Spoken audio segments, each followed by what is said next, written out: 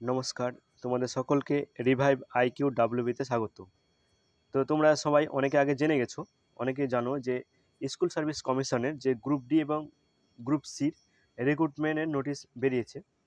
তো এবার আমরা সেই বিষয় নিয়ে আলোচনা করব যে স্কুল সার্ভিসে যে এসএসসির যে গ্রুপ ডি এবং গ্রুপ সির যে রিক্রুটমেন্ট বেরিয়েছে, সেই রিক্রুটমেন্টের আমরা বিস্তারিত খুঁটিনাটি আলোচনা করব। কী এখানে যে কমপ্লিট সিলেবাস কী রয়েছে, বয়স, শিক্ষাগত যোগ্যতা, এক্সাম প্যাটার্ন এবং কোন কোন বিষয় পড়তে হবে এবং পরীক্ষার তারিখ কবে, আমরা সেই সব বিষয় নিয়ে আমরা বিস্তারিত আলোচনা করব। তোমরা যারা জানো না বা এখন যারা জেনেছো তারা আবার ভালোভাবে জেনে নিবে।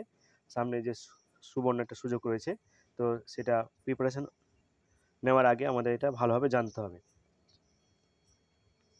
এখানে দেখো ভ্যাকান্সি কত রয়েছে। গ্রুপ সিতে ভ্যাকান্সি রয়েছে 2989টি এবং গ্রুপ বিতে ভ্যাকান্সি রয়েছে 5488, অর্থাৎ অনেকটি ভ্যাকান্সি রয়েছে গ্রুপ সি এবং গ্রুপ ডি মিলে প্রায় 8000টি ভ্যাকান্সি রয়েছে। বয়স কত?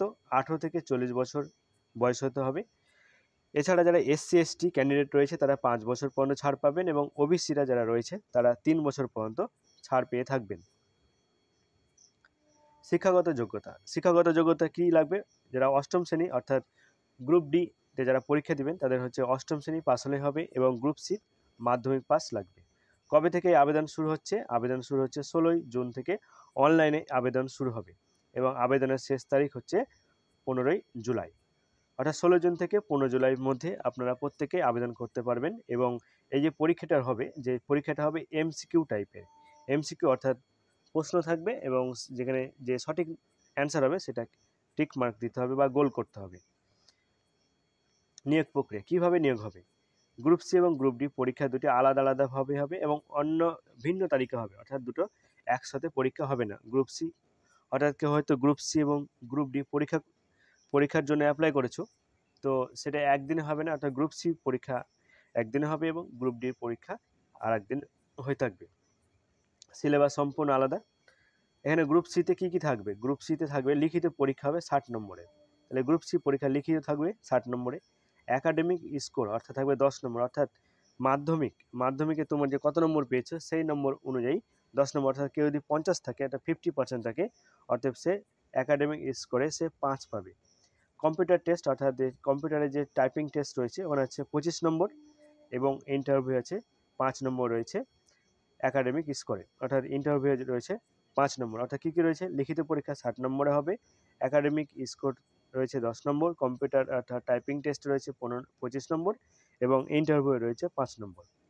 গ্রুপ ডিতে কী রয়েছে? গ্রুপ ডিতে লিখিত পরীক্ষা হবে 45 নম্বরে আর ইন্টারভিউ হবে 5 নম্বর, অর্থাৎ এখানে অ্যাকাডেমিক স্কোর এবং কম্পিউটার টেস্ট এখানে প্রয়োজন নেই। একটা লিখিত পরীক্ষা এবং ইন্টারভিউ দিলেই গ্রুপ ডির পরীক্ষায় তোমরা পাস করতে পারবে। এবং এবার দেখো গ্রুপ সিতে কোন বিষয় কী অর্থাৎ অঙ্কতে কত নম্বর রয়েছে? 15 নম্বর।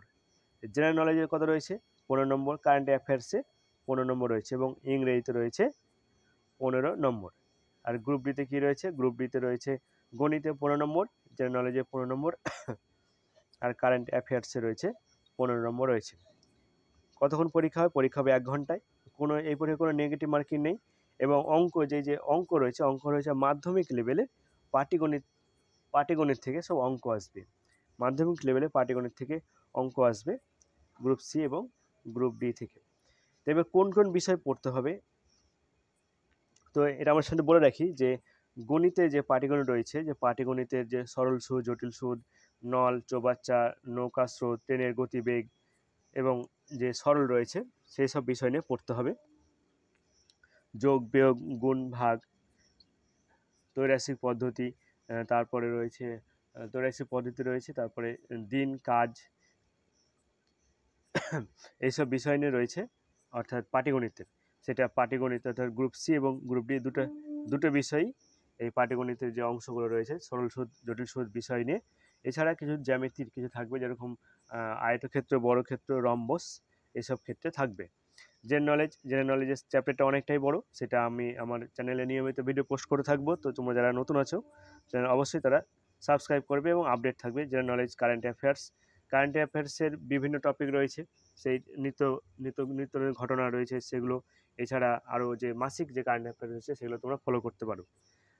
এছাড়া রয়েছে ইংরেজিতে কী থাকবে, ইংরেজি থাকবে সিনোনমি, অ্যান্টোনমি অর্থাৎ সমর্থ শব্দ, বিপরীত শব্দ, গ্রামাটিক্যালি পার্ট থাকবে ইংরেজি থেকে, এবং আর্টিকেল, প্রিপোজিশন, গ্রুপ ভার্ব এইসব বিষয় থাকবে।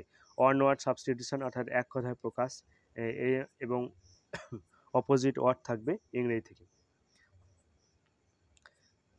তো এই হচ্ছে সিলেবাস। তো তোমরা এখন থেকেই প্রিপারেশন নিয়ে থাকো, এবং সামনে যে 15ই জুন পরীক্ষা রয়েছে, 15 জুন থেকে যে অনলাইনে অ্যাপ্লিকেশন করা যাবে, তো তোমরা সবাই অনলাইনে অ্যাপ্লিকেশন করে আমার চ্যানেলটি তোমরা রেগুলার ফলো করবে এখানে নিত্য নতুন আপডেট পাওয়ার জন্য।